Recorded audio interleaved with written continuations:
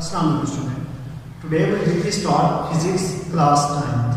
तो सबसे पहले इंट्रोडक्शन टू फिजिक्स, हम फिजिक्स का इंट्रोडक्शन देखेंगे कि फिजिक्स की डेफिनेशन क्या है, ये कहाँ से निकली है, ये हमारे पास साइंस की ब्रांच है। तो सबसे पहले हमारे पास फिजिक्स को समझने से पहले हमें साइंस को समझना जरूरी है। तो सबसे पहले साइंस की डेफिनेशन हम देखते हैं। The knowledge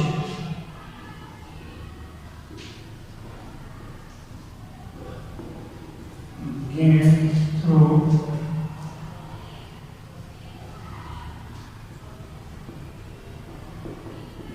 experimentation and observation is known as science. तो ये वो नॉलेज है जो हम किसी भी ऑब्जेक्ट पे या किसी भी चीज़ पे कोई भी एक्सपेरिमेंट परफॉर्म करके हासिल करते हैं, या हम किसी भी ऑब्जेक्ट को ऑब्जर्व करके नॉलेज जो हम हासिल करते हैं उसको हम साइंस कहते हैं। इन दी अर्लियर मीन के 18th सेंचुरी से पहले हम इस सारे नॉलेज को नेचुरल फिलॉसफी का नाम देते हैं।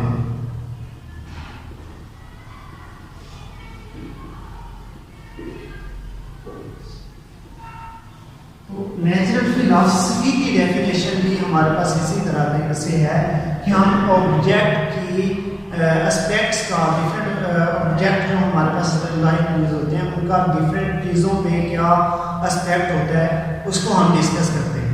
तो हमारे पास नेचुरल फिलॉसफी की डेफिनेशन यही आएगी, aspects on different objects is called natural philosophy. अब नेचुरल फिलॉसफी को गुजरते वक्त के साथ साथ जैसे हमारे पास नॉलेज इंक्रीज हुआ तो हमने इसको टू ब्रांचेस में डिवाइड कर दिया। Number 1 physical sciences and number 2 biological sciences.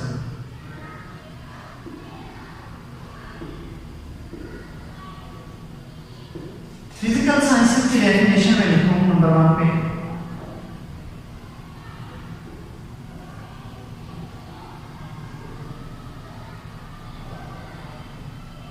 ये the knowledge of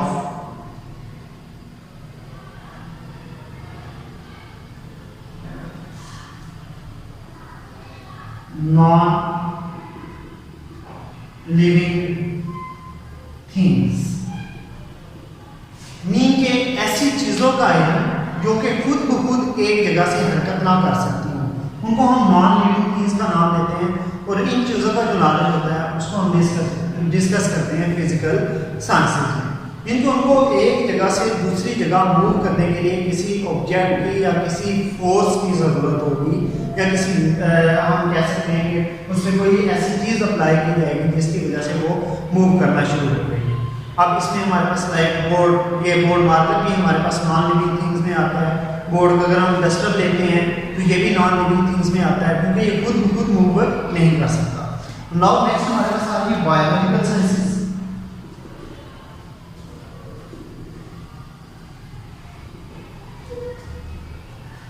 The knowledge of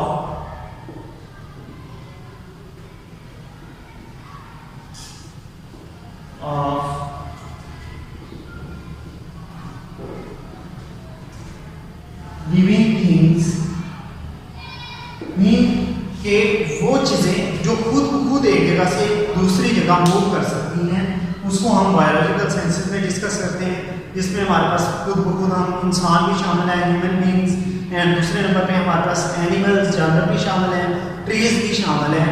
इन चीज़ों का जो नॉलेज है वो हम, और इन चीज़ों की जो डिस्कशन है वो हम बायोलॉजिकल साइंसेस में डिस्कस करते हैं। नेक्स्ट हम फिजिक्स से आते हैं, क्योंकि हमारा सब्जेक्ट फिजिक्स से रिलेटेड है इसलिए हम फिजिकल साइंसेस को डिस्कस करेंगे। फिजिकल साइंसेस को फर्दर आगे डिफरेंट ब्रांचेस में डिवाइड किया जाता है।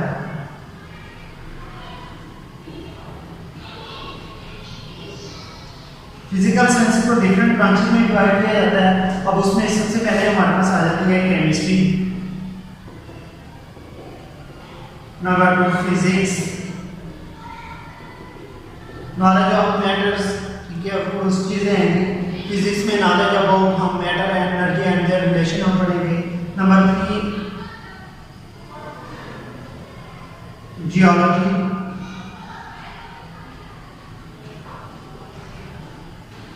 Knowledge of earth,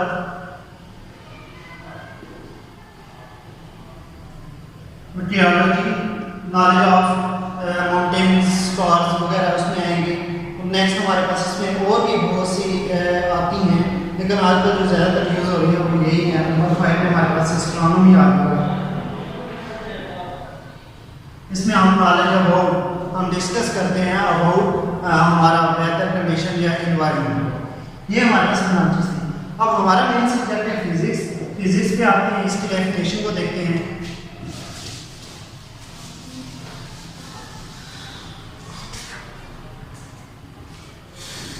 Physics,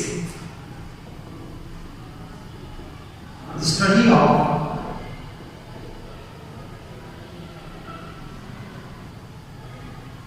matter, energy and their relation is known as physics. अब अगर हम अपनी रोजमर्रा जिंदगी में नजर दुलाएं, कोई चीज ऐसी हमें नजर नहीं आती जिसमें फिजिक्स का यूज नहीं होता। लाइक हम मार्कर की एग्जांपल लेते हैं, इसको रोल करने, इसको यूज करने में भी फिजिक्स का यूज है। अब हम गाड़ियां चलती हैं, इनको देखते हैं तो गाड़ियों के चलने में भी फिजिक्स का यूज होता है। उसके बाद हमारे पास इसी तरह डिफरेंट ऑब्जेक्ट, जो भी ऑब्जेक्ट लेंगे वो मुश्किल से कोई ऐसी चीज हमें नजर आएगी जिसमें फिजिक्स का यूज नहीं होता। मीन के ये इस दुनिया की हर एक चीज़ में फिजिक्स इन्वॉल्व ज़रूरी है। उसके बाद हम देखते हैं इसकी डिफरेंट ब्रांचेज हैं। तो सबसे पहले हम ब्रांचेज ऑफ फिजिक्स को डिस्कस करते हैं।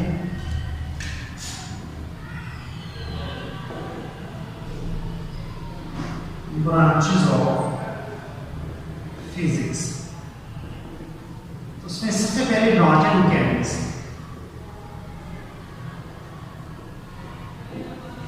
Study of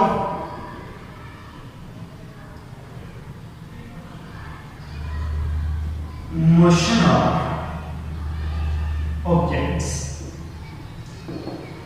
मीन कि मैकेनिक्स में डिफरेंट ऑब्जेक्ट्स की मोशन को डिस्कस किया जाता है।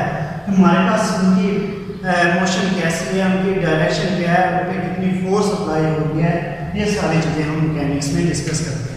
नंबर 2 पे हमारे पास आ जाता है मैकेनिक्स के बाद heat. Study of aspects of heat, nature of heat,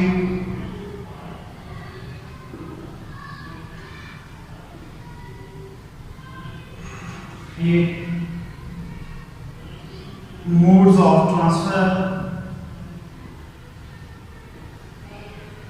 and their effects। Mean के हम हीट पे देखते हैं कि हीट किस किस्म की है, उसकी नेचर कैसी है, सख्त है या हमारे पास वो ज़्यादा तबाही में जाने वाली तो नहीं है। उसके बाद हम देखते हैं कि एक जगह से दूसरी जगह ट्रांसफ़र कैसे होती है और इसके डिफरेंट ऑब्जेक्ट्स पे, इंसानी लाइफ पे क्या असर होते हैं, वो चीज़ डिस्कस करते हैं। उसके बाद तीसरे नंबर में हमारे पास आ जाता है sound. Study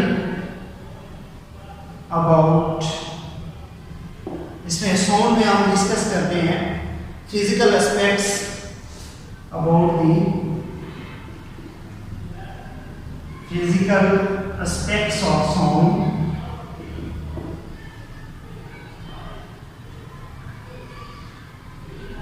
their production properties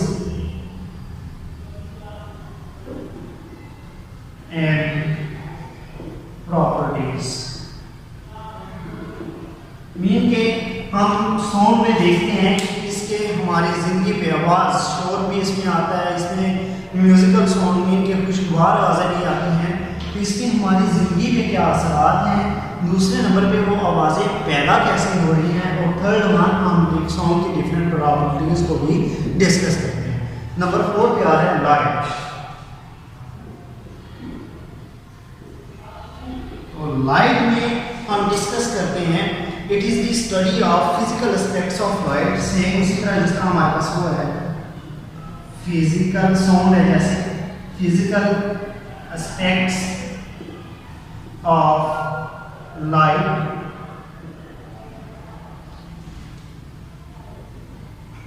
its properties, working and use of optical instrument. इसकी प्रॉपर्टीज को डिस्कस करते हैं। Its properties and use of optical instruments.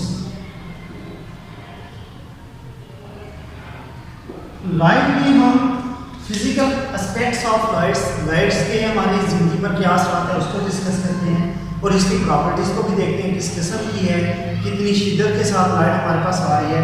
उसके बाद हमारे पास लाइट का ऑप्टिकल इंस्ट्रूमेंट्स में क्या यूज़ है वो भी डिस्कस करते हैं। नेक्स्ट हमारे पास आ जाता है इलेक्ट्रिसिटी एंड मैग्नेटिज्म।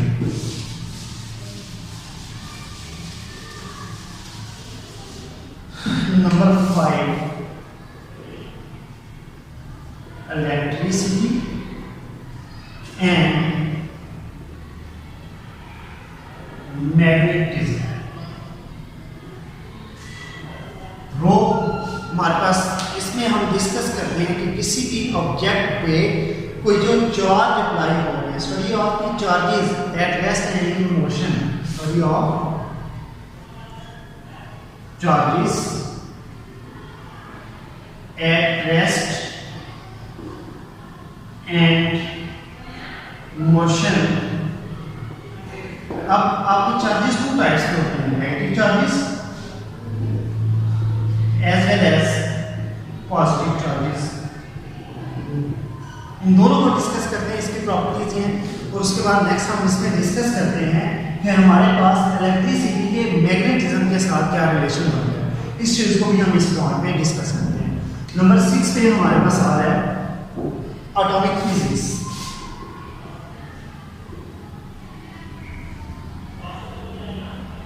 तो एटॉमिक फिजिक्स में हम न्यूक्लियस की, it is the study of the structure of the properties of atom. Is the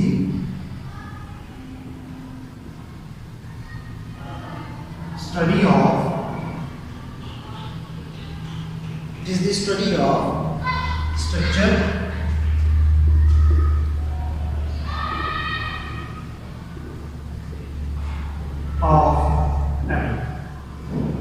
atom की स्ट्रक्चर की स्टडी करते हैं कि वो किस तरह बना है, कैसे बना है और उसकी शेप क्या होगी, उसका साइज क्या होगा, ये सारी चीज़ें इस ब्लॉक में डिस्कस की जाती हैं। उसके बाद number 7 nuclear physics.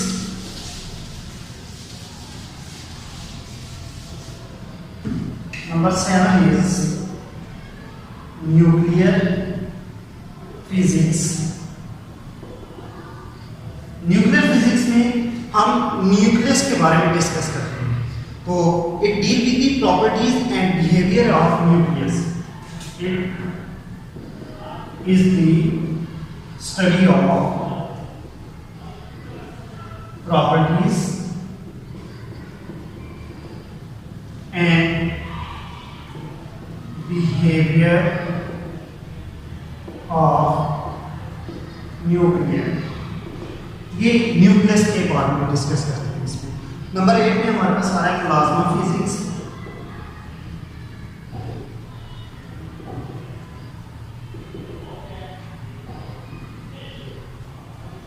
It is the study of ionic states of matters. the study of ionic states of matter. Matter की डिफरेंट स्टेट्स हैं उसको डिस्कस किया जाता है हमारे पास प्लाज्मा फिजिक्स में। ऑनवर्ड प्लाज्मा फिजिक्स का हमारे पास 7 चैप्टर में पूरा टॉपिक भी होगा, उसको हम डिस्कस करेंगे। उसके बाद लास्ट में हमारे पास जो आ रही है वो है जियोफिजिक्स, नॉलेज ऑफ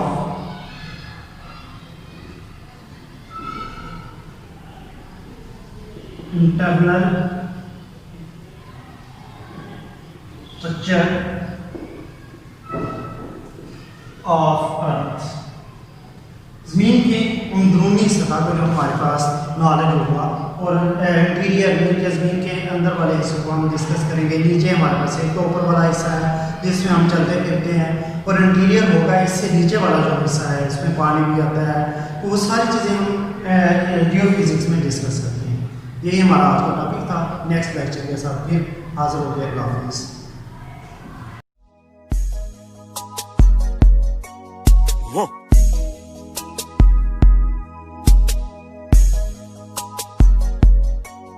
Whoa.